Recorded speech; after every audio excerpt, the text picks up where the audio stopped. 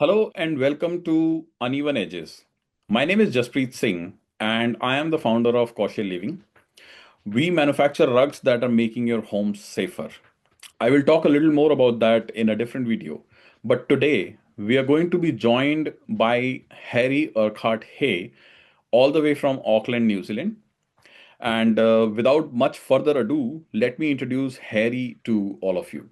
Very welcome to another conversation on uneven edges. As I told you that today we are joined by Harry Urquhart-Hay, all the way from Auckland, New Zealand. Welcome to the show, Harry. I just wanted to, tell you that this is not a podcast. Being the cliche that it has become, I would like to avoid using that word. And this is just a conversation between, two individuals just trying to figure out things at how to make the world more sustainable and circular. I will hand it over to you, Harry. Why don't you talk to us a little bit about yourselves and WiseWool? Yeah, no, hey, well, just great to catch up. I feel very fortunate to be part of WiseWool, which is our fifth generation family business. So it was founded by my great grandfather in 1894. So, funnily enough, he actually moved over to New Zealand from the UK, and in Okay. about the 1880s he moved over, and yeah, he settled in the North Island of New Zealand in Gisborne on Okay. the east coast of the North Island. And yeah, he didn't have any money at that stage, and he was just clearing the dirt for gorse and things like that. And then he realized there were all these enormous sheep farms. And so, long story short, he washed the wool in the local river and dried it on the paddocks. And then the wool would be shipped over to the UK and sold 4 months later for Wow. carpets and army uniforms. Okay. Okay. Yeah, so that was in 1894 that kicked off. And yeah, fast forward 131 years later, yeah, our family's still in strong wool. And Angus, my cousin, and I feel yeah, very lucky to carry the business on as fifth generation. Wow. That sounds like more than two or three lifetimes. I think this is the fifth generation that is doing this work. Yes, it is. Yeah. So yeah, no, look, it's a wonderful family business. We get to work with many of the same farming families we've dealt with for over 100 years. Wow. And yeah, it's great to be part of something where you can really take a long-term view on things. So yeah, we're very lucky. So there are people who've been dealing with you for 100 years, right? So what does this material mean today? I think today, particularly in the rural regions, wool is very much seen as still a national treasure. But sadly, over the past sort of 30 years or so, when wool prices started to significantly decrease due to synthetics, it's more sort of a byproduct, sadly. Farmers aren't being paid enough for their strong wool. And so it really is today, which is very sad. It's sort of more of a commodity, and it's lost a bit of its identity. And so for us, being sort of five generations deep, yeah, we're really sort of starting to add value to the fiber, Right. and work out ways in which we can elevate the wool price, the story, the quality, and really look for ways we can add value to it. So we're really exploring sectors like the interiors, the sleep sector, the design sector, Mhm. um, sort of places where strength, loft, story really still matter. Right. Because yes, it is a shame. It has the rise of synthetics in the 80s. Globally, sadly, strong wool and wool in general actually has sort of fallen by the wayside a bit. Right. Right. So yes, I agree with that point, and that is primarily the reason that we also work in wool, right? There are two primary reasons that are there. Number one is the longevity that it brings along. We all know that nylons or any other man-made material cannot match that. Be it man-made material or be it a natural material which is manufactured, chemically to look like silk or wool or whatever. So any of these cannot do that. So there are one particular rug that I know of, Persic rug, if I'm not wrong, that is somewhere displayed in a museum in Leningrad. That rug is 2,500 years old and it is made of wool.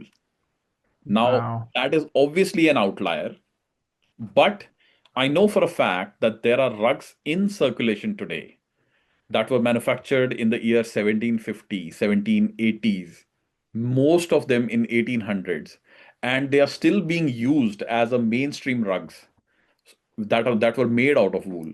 So it is easily possible for a wool rug to outlast a couple of lifetimes, right? So the longevity of the fiber is amazing. The other reason that we work with it is that it is a sweetheart for people who are into aftercare of rug, be it rug cleaners or be it rug Yeah. carers. They just love working with wool. And I did another episode with Steve Wacker of Wool Safe organization, and he also mentioned this, that this is the reason that they just love working with wool. So yeah. uh, You're so right. I mean, we sort of, it's funny, we call it a miracle fiber. And I love hearing those stories of it being around for so long. And, I mean, the fact that it's been found in a 2,500-year-old carpet is phenomenal. exactly. We, the strength of wool is amazing. Like we actually, I opened a 30-year-old woolen mattress a couple of weeks ago, and it was Wow. absolutely perfect. Still had its loft, still had its compressional resilience. Okay. And it's so cool to see those things firsthand. So, yeah, it really doesn't surprise me it's lasted that long in carpets at all. Absolutely. So what does, I mean, how does New Zealand wool differentiate itself from others? Yeah, yeah, good question. I think traditionally New Zealand wool has sort of it's been known as it's got really good fiber strength and performance. So our breeds like Coopworth, Romney, Perrindale have very good or higher tensile strength than other wools from around the world. Mhm. So the tensile strength is often yeah stronger than for the likes of British or South American wool. So it's a really ideal for rugs, Okay. um, upholstery, and sort of felted products that wear. And then also in New Zealand, we've got a really long, stable fiber length. So it can be up to sort of 180 millimeters, which means, we get a lot more better yield in spinning and needle felting. So there's a lot, I guess you'd call it less waste and smoother processing, which is really good. The big one that we work with day to day and see a lot of the difference is the compressional resilience. So, because our fiber is so strong, it springs and has really good loft, which in your case is wonderful for carpets. Yeah. And it's that loft that really adds insulation, structure, and has really strong memory. Um, and I guess from at a farming level, when you look at it, Um, a lot of our farmers have had these breeds of genetics within their flocks, within their families, some of them for over 80 years. So you get really consistent fiber.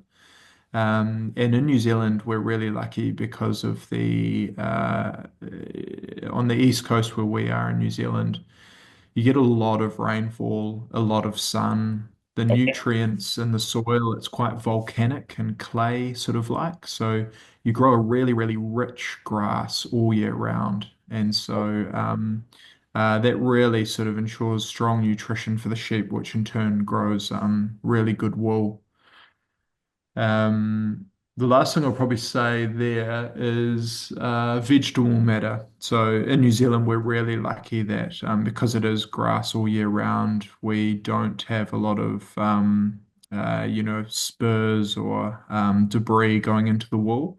Mhm. And so that just gives you sort of a whiter, cleaner, brighter product after it's been scoured.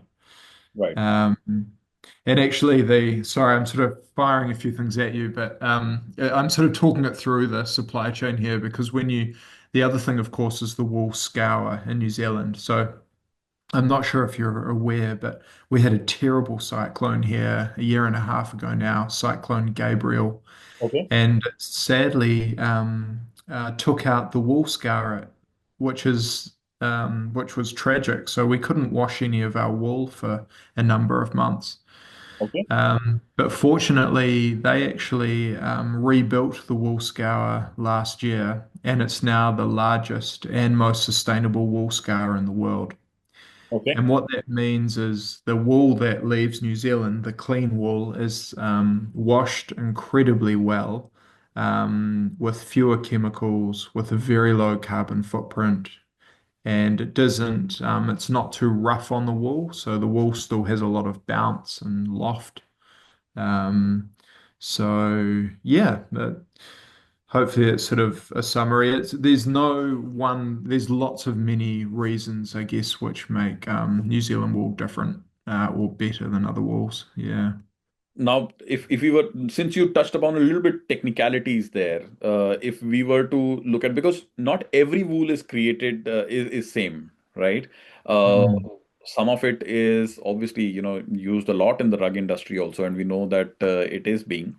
But then, as you mentioned about the fibers, uh, if we were to, get a little bit into the technicalities of it, like for me, as a rug manufacturer, as a brand who represents rugs, Mm. one of the key reasons for us to pick up New Zealand wool in particular for our products, in fact, not one, I will give you three, and how we are looking at it from our industry perspective.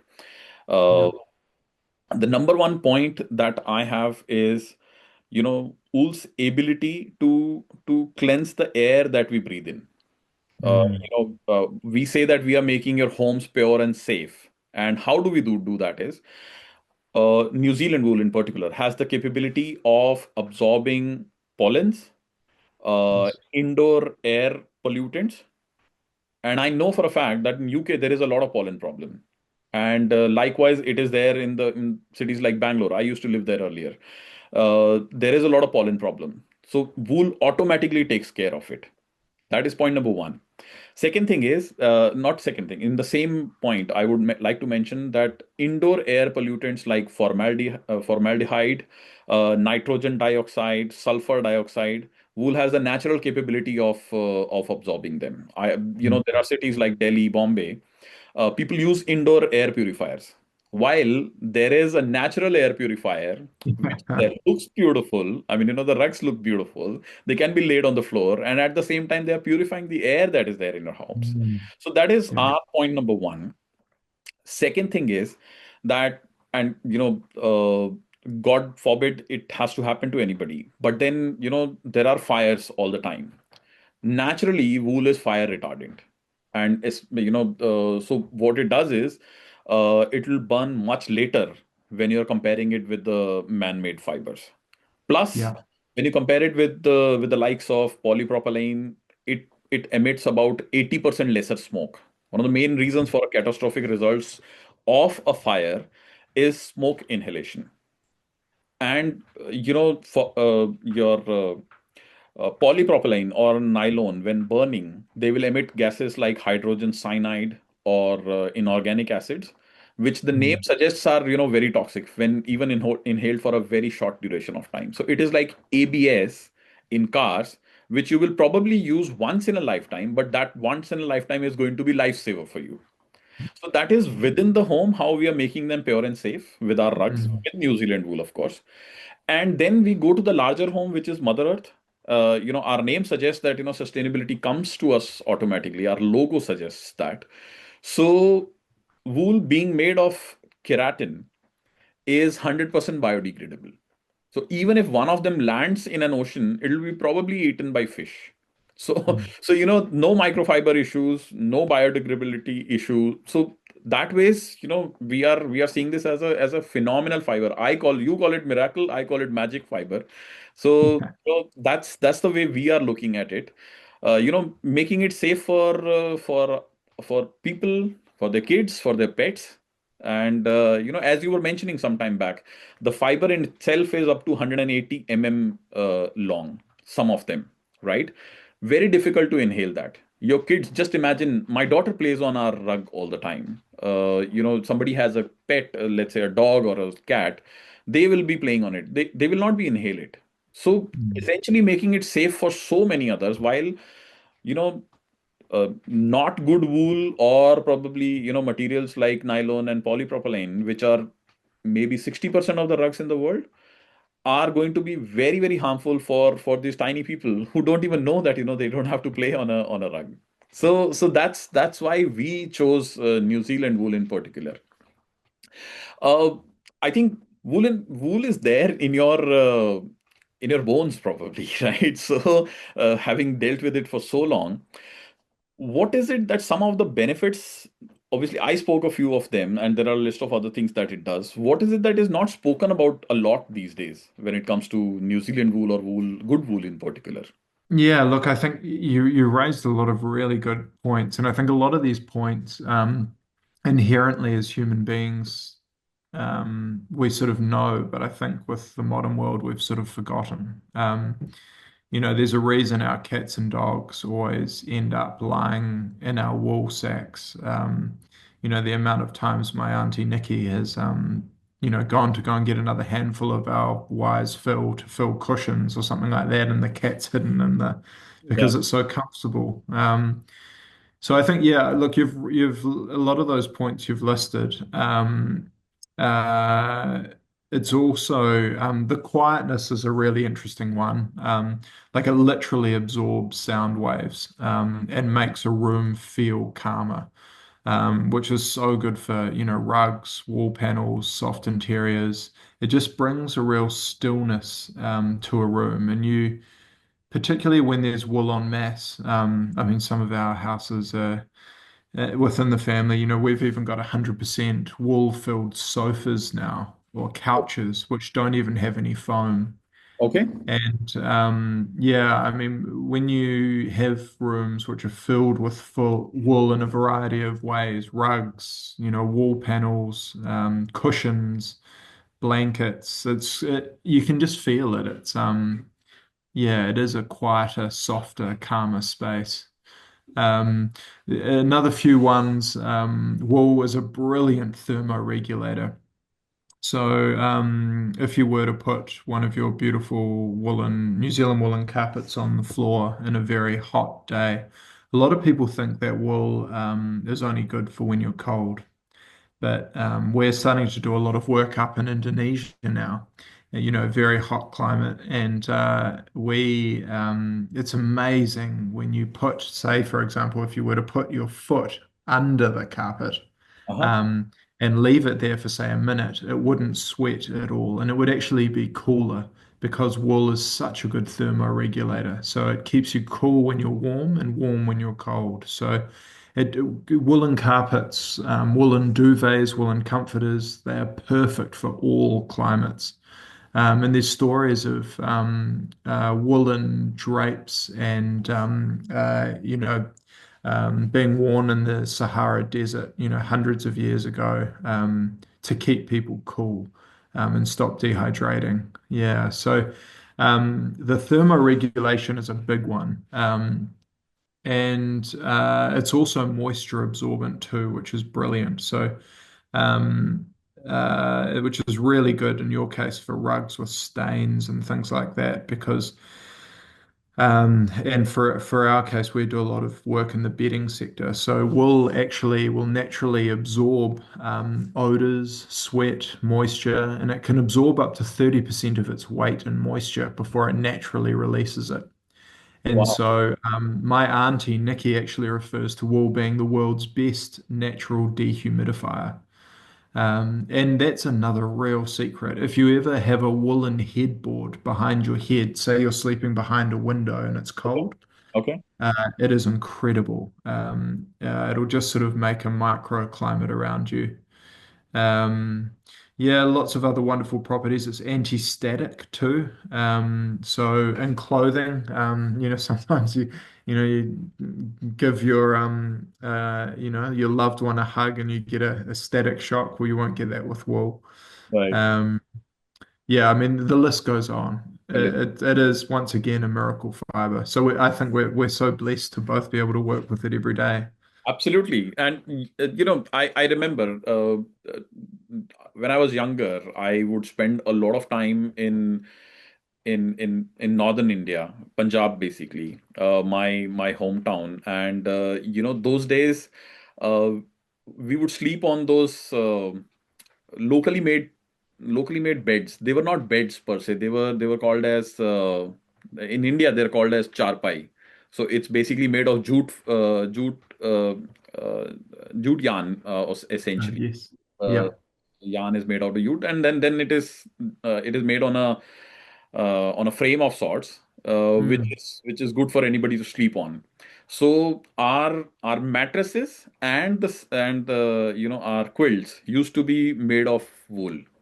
And I can Yeah. tell you, in those days, it used to be cold, like, proper cold. And Yeah. never in India, we never had those concept of having a floor which is made of carpet. So it was normal floor. You can imagine the amount of cold that it emits. But these, wool made, that is my experience with wool, of course. So, these wool made rugs, I'm saying, I'm so sorry. I keep saying rugs all the time. So these wool made quilts and mattresses, the capability of giving the heat is enormous. And especially in countries like UK. We know for a fact that there is, the amount of money that people spend on heating when it is winters is Mm. phenomenal, right? So Yeah. so, so basically, what I know of, and I could be wrong, but I know of, there is a study that says that close to around 15 to 20% of heat dissipation is eliminated because of wool carpets. So you end up saving, as well, when you're dealing with wool, or rather when you have wool in your homes as a carpet. And obviously, it is long lasting. You don't pay the recurring cost of installing the carpet and buying it again and again and going through that pain. So I think that's actually a very important point that we touched upon, that how does it feel when you're touching and feeling it? And it is not only cold, but when you said that it is also being used in the temperate environments, in climates. I think that's a phenomenon. I see, I have done a lot of home furnishings, and if you see here, there are cotton sofa throws. So, Yeah. the thing is that if wool is capable of regulating the temperature to that an extent, I think we have a very good alternative in the countries that I live in and you live in when it gets cold, right? So Mm. so so that's the point here. Uh, what is it that you mentioned about talking and working with interior designers and design folks? Uh, what is that some of the pushback that you get, and what is it that you would want them to be educated about, know them knowing about wool? It's funny because I almost think uh,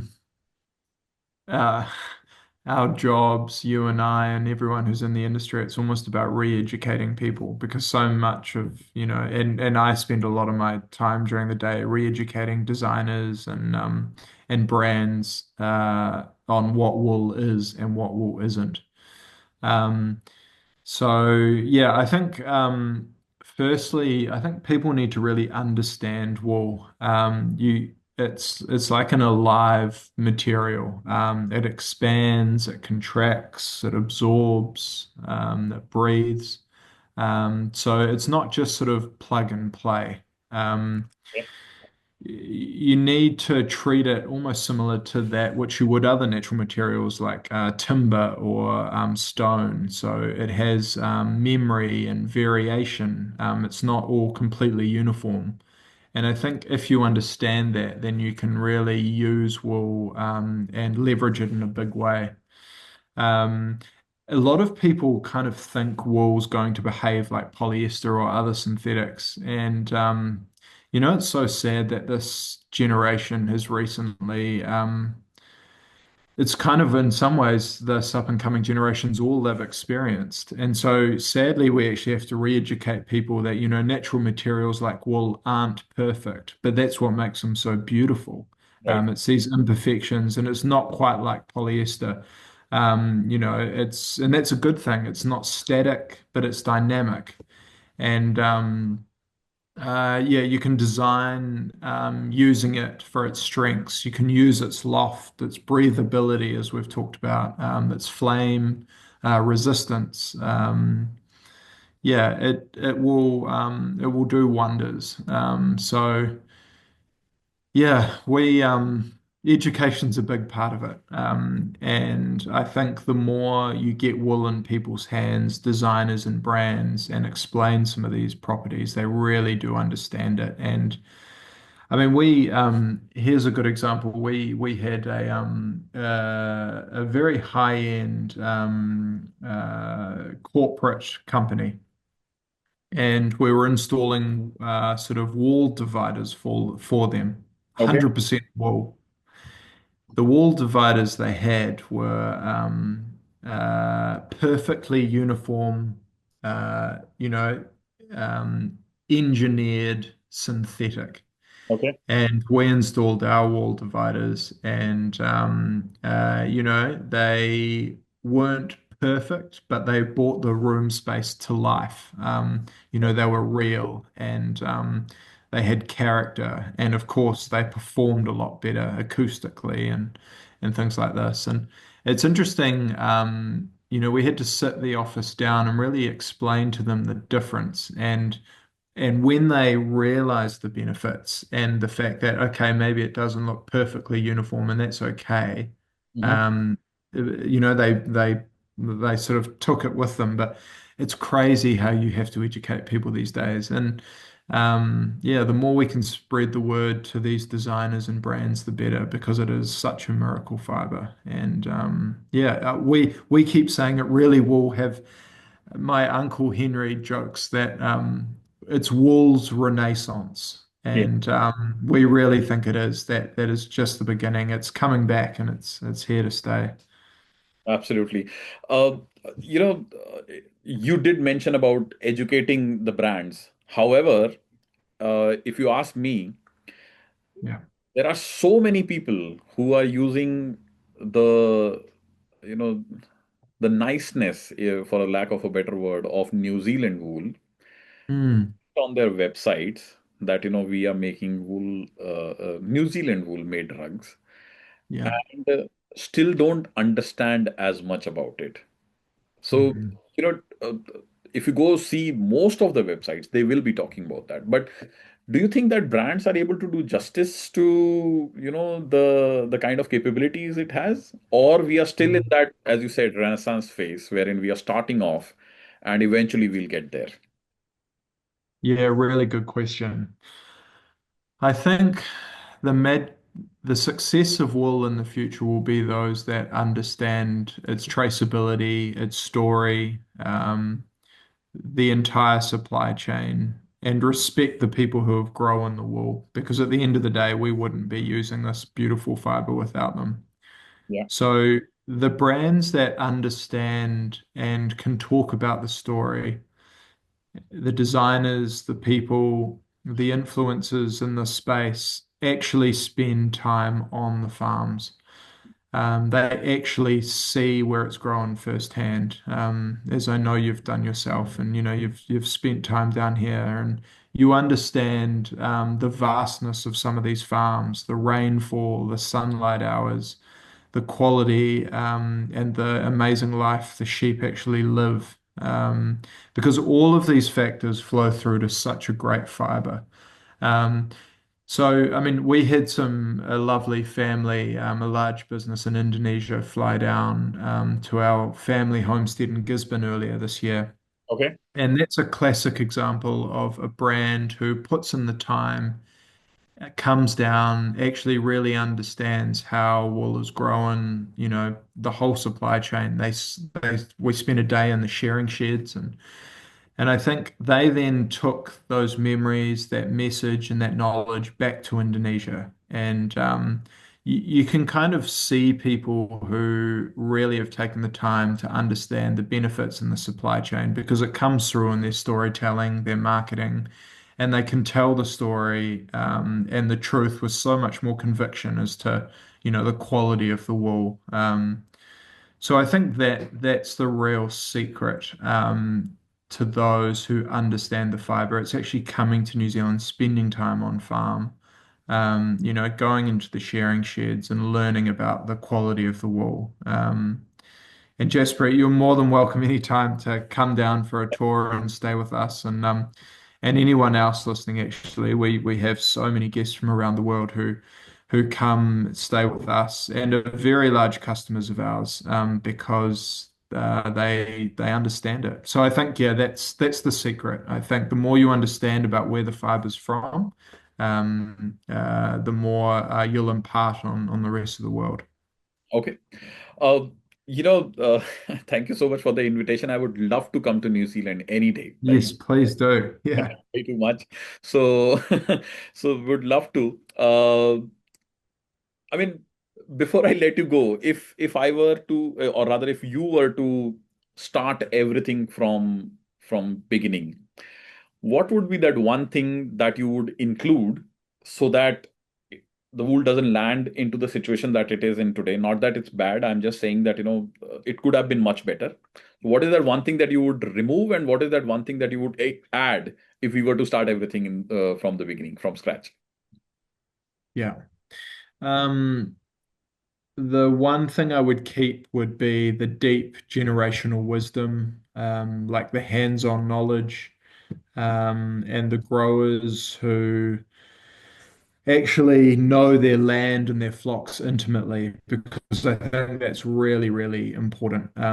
So that's the one thing I would keep. The one thing I would remove would be the race to wool being a commodity, like the obsession with bulk pricing over long-term value. I really think that mindset is what needs to change, and it has to change for wool to, have its place again. Yeah, yeah, absolutely. I How can. about you? If I were to keep one thing, uh, I think I would actually keep the education part of it constantly uh, Yeah, in the play, right? Because what happens is that we today are sitting in a world which is moving very rapidly, right? The technology. I used to sell technology, right? The technology mm, advances are very, very fast. Every 3 months, something changes, something new comes in. So yeah, what happens is that for people to be absolutely apprised of what this magical fiber brings to them, we need to keep the education on. The thing that I would remove probably is that, how do we somehow make sure that everybody who's using this name of New Zealand wool, that, they are held accountable for that. I know this might sound a very harsh view to them, but then I think everybody has to be accountable for what they say, and I think that is mm, something which I would like to remove because there has to be some system in place, yeah, yeah, right? yeah. No, really good point. Yeah, yeah. No, some form of almost traceability. Absolutely, yes. That, Yeah, and as you say, accountability. Yeah. yeah. Anyways, thank you so much, Harry, for your time.